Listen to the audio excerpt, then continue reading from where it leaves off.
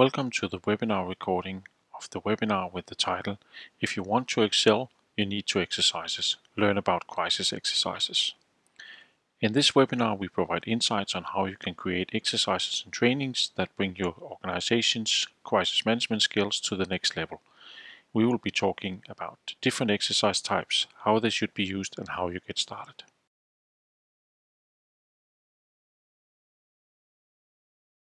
Thank you for joining me in today's session. We're here today for the seventh and last webinar in the series of 7 webinars that has been running over the past month and a half. This series is an introduction to various risk and crisis management related subjects where I will provide insights as well as tips and tricks that you can use in your daily work. And this 7th session has the headline, If you want to excel, you need to exercise it, and focus on the value by exercising and training your crisis organization. The session today is scheduled to last for about 45 minutes, and that will give us ample time to cover the topic as well as answer any questions there might be at the end. But let me first start by making the picture of me a bit smaller. So a couple of practical details. Since this is a broadcast, you're all muted by default, so please ask questions as we go along. You can use the Ask a Question button in the bottom of the screen, and then we reserve the chat box for any technical issues. If you want to revisit the webinar of today, or you want to see the previous 6 webinars, you can go to my YouTube channel, Kamm-Moller Crisis Consulting, and there you will be able to see both the recordings of the previous sessions as well as the recording of this session, which will be available a couple of hours after the session today. And please remember to subscribe so that you also get direct notification about any future videos that becomes available on Kamm-Moller Crisis Consulting's YouTube channel. For those of you who are not familiar with me, then I have been spending the last 30 years in being as prepared as possible with a background in the Danish Navy as an officer, where you teach preparation to the maximum extent. That's basically all we do. Being ready for something that hopefully never happens. I moved into the commercial business, running various operations departments, including crisis management for one of the global carriers in the container business. What I've learned is that here it is important to balance out commercial and operational requirements, and especially in crisis management, that is one of the key traits in a commercial company. But enough about me, and let's move straight into the agenda for today. So the headline is, if you want to excel in something, you need to exercise, and that means that the topic is exercises and training.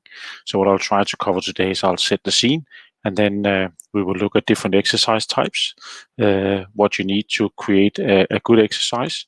We will talk about post-exercise analysis, talk about training of your crisis teams, and then I'll sum it up at the end with some takeaways. If you have participated in some of the previous webinars, you will know that I love to talk about value of crisis management. And value of crisis management is important to talk about because a lot of people, they think that establishing a crisis organization, having a crisis management plan, exercising crises, and training people to handle crisis situations, that's just a lot of extra cost. And well, nothing has happened so far, and probably nothing will happen, so we don't want to spend the money.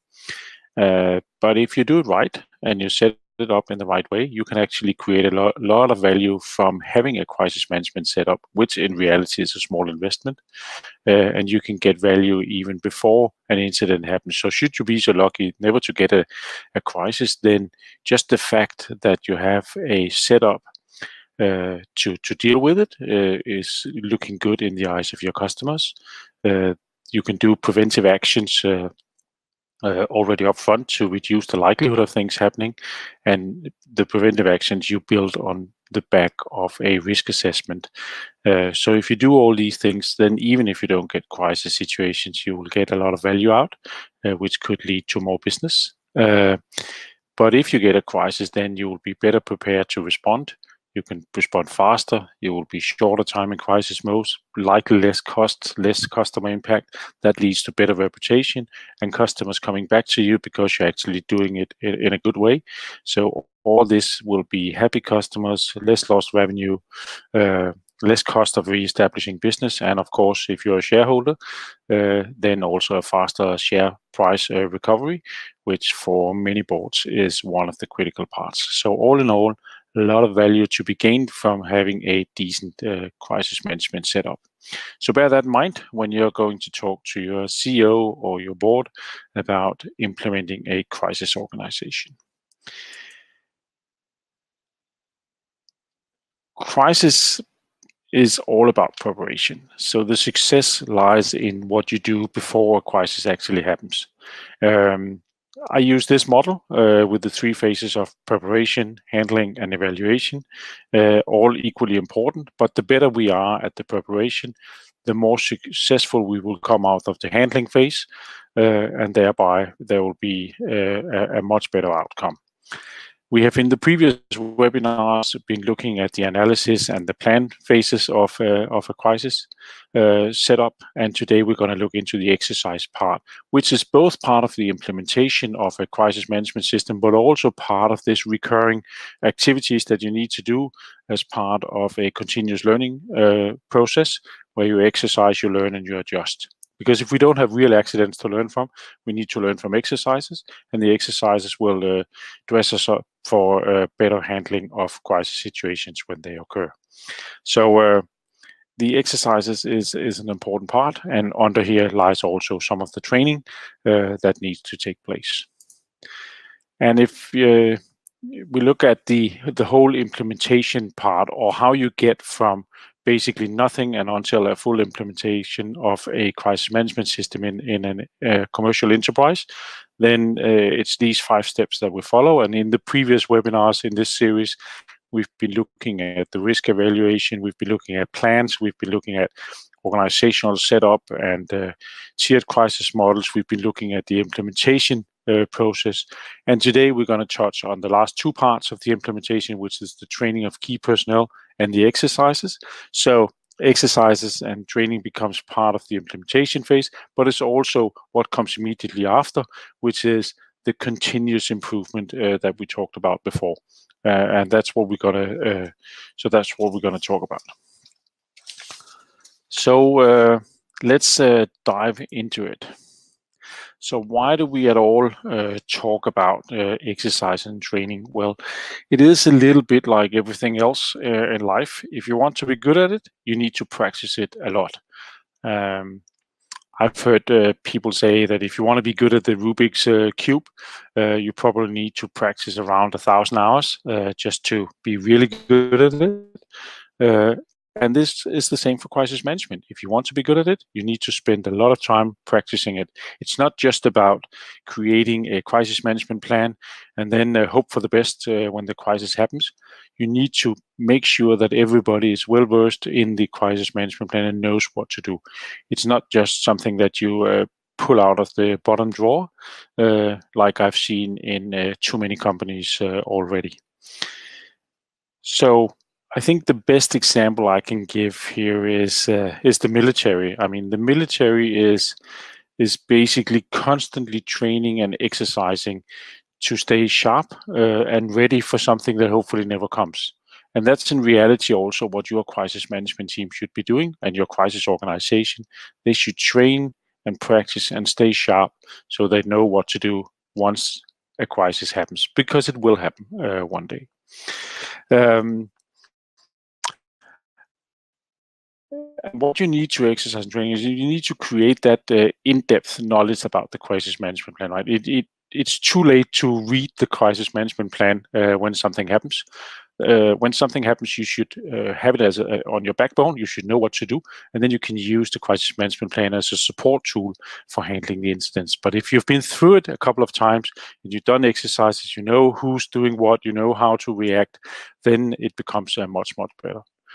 You can also use the exercises and the training to flush out potential flaws in the crisis management plan. There's maybe something that doesn't work as good as it should, or it turns out that what you had planned to do is not exactly how you do it in real life. And I can give a good example. I did an exercise for a customer last week, and they had in their crisis management plan one setup of their emergency management team, and reality was that it was actually not all of those people that were really participating, and they were regarding some of them as functional experts. So those things you flush out during an exercise, and you can make the necessary adjustments, as we saw in the process before, where we do the exercises, we learn from it, and we adjust the plans.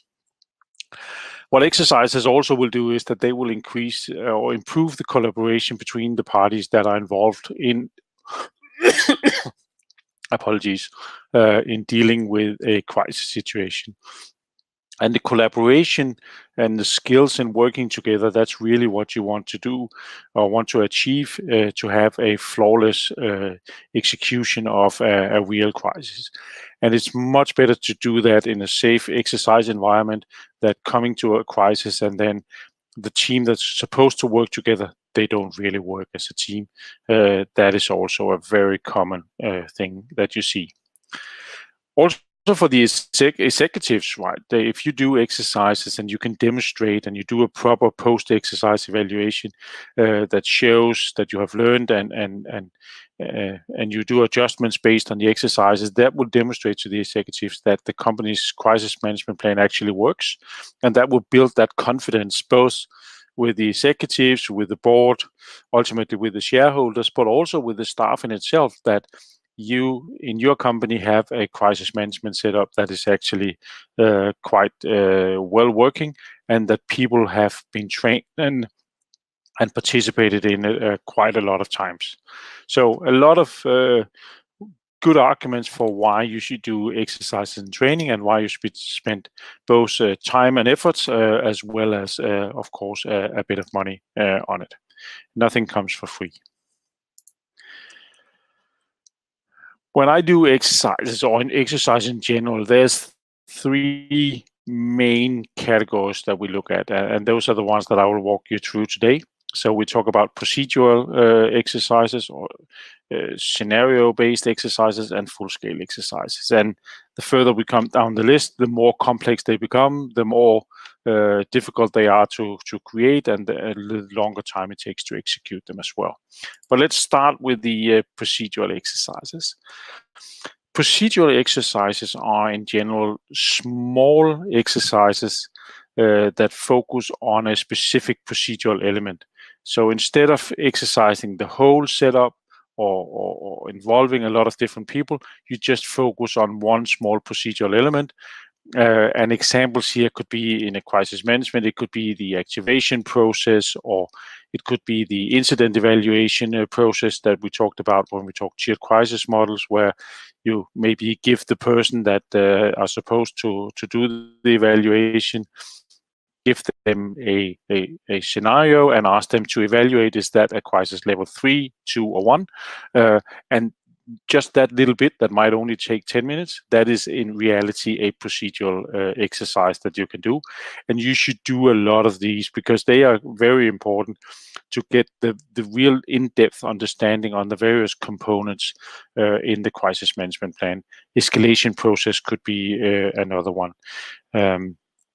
The advantage of procedural exercises is that they're typically short in length. They require little or more or less no pre-planning, so you can do them quite frequently, and there's typically also no costs involved.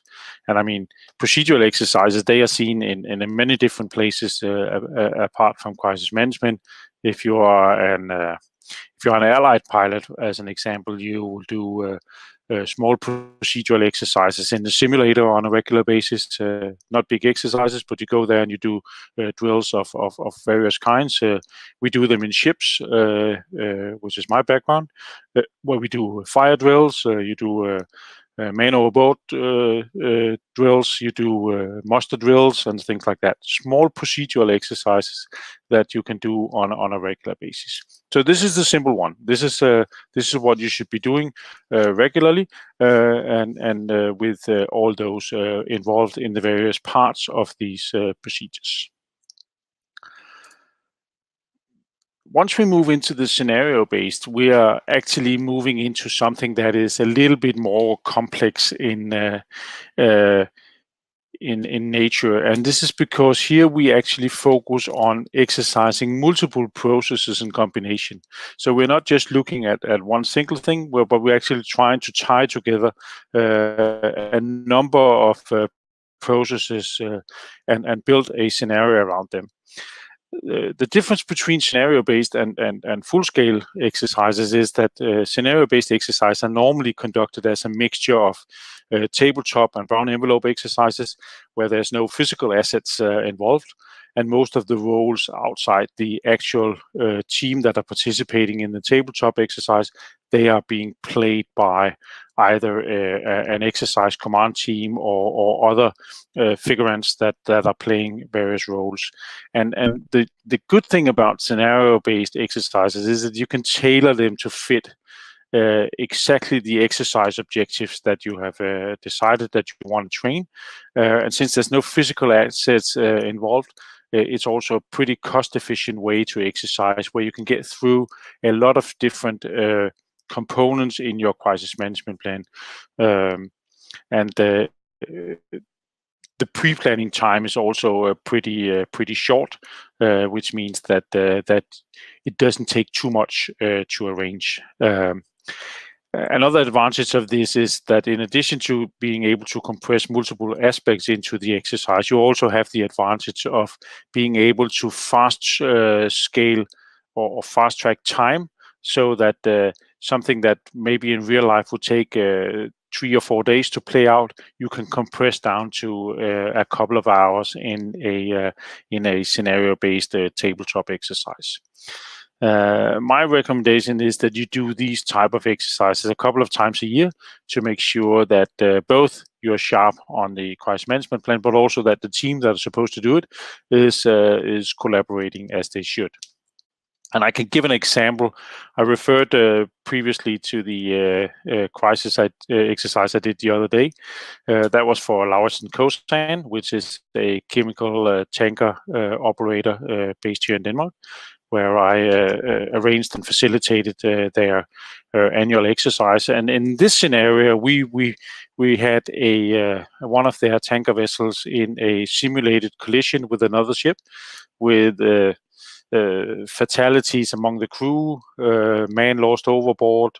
We had water ingress in the engine room. We had collaboration with authorities. We had towage. We had a lot of media stunts on top, both interviews with journalists, TV interviews, social media aspects. We had a legal expert in. We actually also simulated a fire in their office building during the exercise, so that they had to evacuate the room and come back to another location. So how well were they doing these kind of things? So just to illustrate that you could actually jam-pack a scenario-based exercise with a lot of different exercise components that you want to exercise if you build a good scenario. And this is something that, of course, require a bit of skill, but once you've done it a couple of times, I think you are in a good position. But again, external assistance might be needed, because you actually also want yourself. Typically, these exercises are scheduled by the crisis responsible, but that person is normally also part of the crisis management team. So if that person also needs to be trained, then it doesn't make any sense that that person is also the exercise lead, and that's where external people are good. The funny thing with Lauritsen actually is that they didn't want to know anything about the crisis situation before the exercise, so they were taken completely off guard, which was super exciting and allowed us to do something a bit out of the ordinary. The last part is full-scale exercises, and this is where it becomes really, really complicated. These are very big exercises. They're normally run in real time, and there's physical assets participating. That means that during the asset, you would actually act as you would do in real-life situations. So, as an example, fire trucks, they might actually deploy. So you might alert fire trucks. They will leave the fire station. They will go out. They will actually conduct what they will do in real life. Rescue teams might even travel out in the world. So you can already hear that these kind of exercises require a lot of planning and a lot of coordination, and they are typically done on a very large scale. And also they're pretty expensive because you will actually involve a lot of physical assets in that. And that's also why a lot of commercial companies, they rarely hold them because they think it's too expensive, and they rely on a scenario-based exercise. And I think actually you can get a very long way with the scenario-based exercises, which are more suitable for commercial companies. But I mean, for public emergency management, then full-scale exercises do actually take place. And I can say here in Denmark, they typically take place every second or third year. They're called Krigsøv, which is a crisis exercise. And as an example, they did one in 2019, which was centered around some chemical outlet somewhere here in Denmark, where a lot of different branches of the national response teams came together. The National Crisis Center was activated. There was military components that were participating. There were different rescue teams. A lot of physical assets actually coming out, helicopters and all kinds of stuff. And these are big exercises, right, with maybe hundreds and thousands of people participating. So super complex and requires a lot of pre-planning. And I mean, pre-planning up to 6 months or 9 months before the exercise is not unusual in these type of exercises.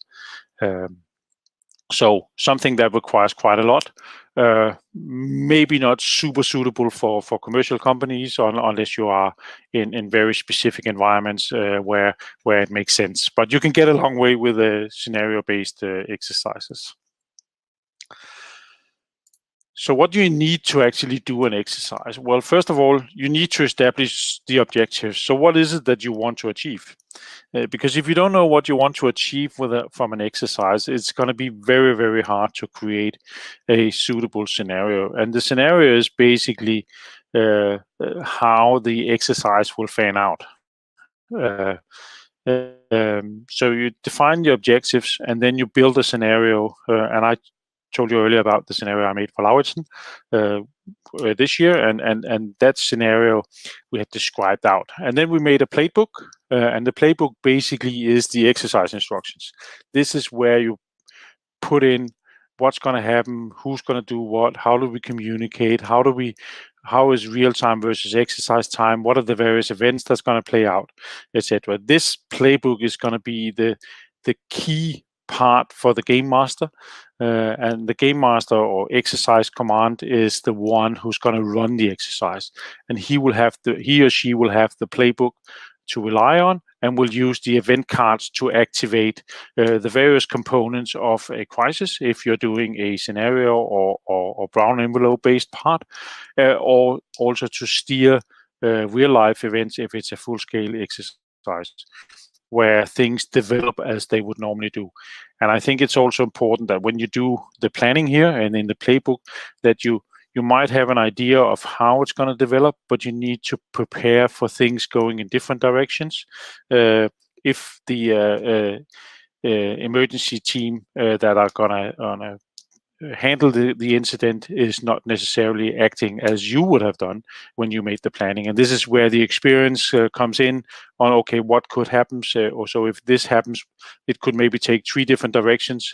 If it goes direction 2, okay, we are ready to steer it back into what we had assumed would be the track of the exercise. So there's a lot of planning there, and you need to map that out. And again, it's going to be difficult being the game master and also the one who's participating in the exercise as well. Yeah, I think that's what I'm going to say about what you need for an exercise. Once you've done the exercise, and this is exactly what we also talked about in webinar number 1 of this series, then after a crisis, you do a post-crisis evaluation. After an exercise, you do a post-exercise evaluation, because as you remember from one of the previous slides, then this is the continuous improvement model where we exercise, we evaluate, and we learn, and then we adjust. Because that is the way that we improve. And I recommend that you follow the same process here. So collect the data from the exercise, the logbooks, etc. Review the session with all the participants, get their insights on what worked well and what didn't work well. Do the review session straight after the exercise when it's all fresh in mind. Let people just gather things and then put them in the same room together and facilitate that.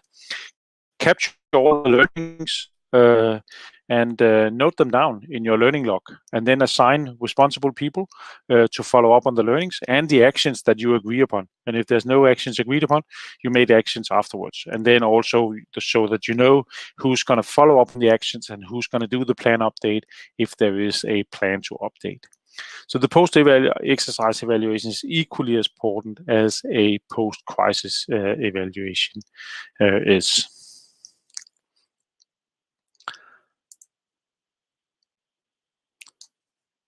We talked about exercises, and now we're going to talk about training. And what is the difference? I mean, there are a lot of people that will argue that training and exercises, that's exactly the same. But in my terminology here, then training are more formal training programs that are targeted specific individuals or groups of people, smaller groups of people, where an exercise is more a play out of the event. In the training, you actually provide more in-depth knowledge to those participating in the training.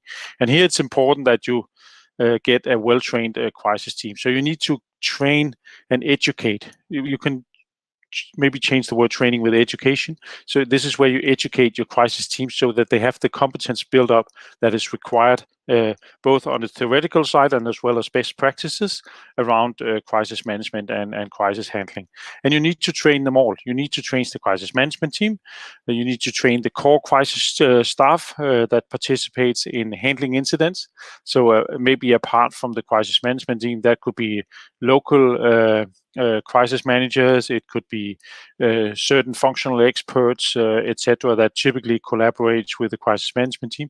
And then it could be management. And management is something that a lot of people, they actually forget to train when they look at crisis teams, because they say, but management, they're not typically part of it because they have delegated it to the crisis management team. But actually, they play an important role and needs to be trained as well. And what what you could train the management team is, it could be how to deal with fatalities or media handling. In many companies, it's the CEO or one of the executives that are the official spokespersons. So are they trained in the media handling? Have they been media trained? Have they tried to do interviews? Do they know crisis management? Do they know how to respond? Do they know how to show empathy, facts, and actions in part of these interviews? All this you can train with them. You can also train them in the escalation part, so they understand how they need to deal with that. So don't forget management here. And there's different methodologies you can use for training. You can do formal competence building, and that would typically be attending courses or holding seminars where you educate classroom training. In classroom training, you educate those that are participating. That is one way. It's sometimes difficult for many companies to let people travel for external training courses and things like that. But then you could try other methodologies, and that could be something like dilemma workshops, where you put a number of people together and put a dilemma on the table and ask them to deal with that, and maybe have representation from the CMG and from the core crisis staff and from management. I've done that previously with a group of crisis people where we had fatalities as an example. So how would we as a group deal with fatalities? Who would be doing what? How should we do? And we had external speakers in giving some inputs and trying to force us to think out of the box on how we would do that. So dilemma workshop is a good way of doing training. You can also do collaboration training, and that doesn't necessarily have to be about crisis management, but just as you do team building in other teams, then for the crisis teams and the crisis organization, you also need to do this collaboration training where you bring people in so they know each other and they know how to do it. And then, of course, the last but not least, exercises. That is a splendid way of training people in doing stuff. So different ways of go around it. There's a number of people that offer classroom training, but I think you can come a long way if you have skilled crisis management people internally that can share best practice and their knowledge. Because while there is a lot of theory around crisis management, then in my opinion, then a lot of the real value actually comes from best practices from others. So you can learn a lot from talking to other crisis managers and other crisis people about how to deal with situation, and then apply that into your organization and see if it actually fits with your setup. That's one of the ways that I've learned a lot of what I know. That's by talking to others and getting out there and getting some input and best practices. I can really recommend that. So to sum up, then exercises and training, that's super essential. There is in principle 3 types of exercises. The simple procedural one, the scenario-based, where you can train multiple processes of a crisis organization. And then there's the full scale where you deploy physical assets, and they're big, they're costly, and they take time. Always do a post-exercise evaluation afterwards, and then make sure that you provide training to all involved in crisis handling. And then just to underline it again, exercises and training, that's the key to success. After the good plan and the good risk analysis, then exercises. All part of the preparation. This is where we get better and better in dealing with crisis situations before they actually occur. So I hope you got something out of this webinar. This was the last webinar in the series. There might be another series in the autumn, but more about that at a later time. But if you have any questions related to today's session, you're more than welcome to contact me afterwards. And with that, I will leave the floor open for questions, if any.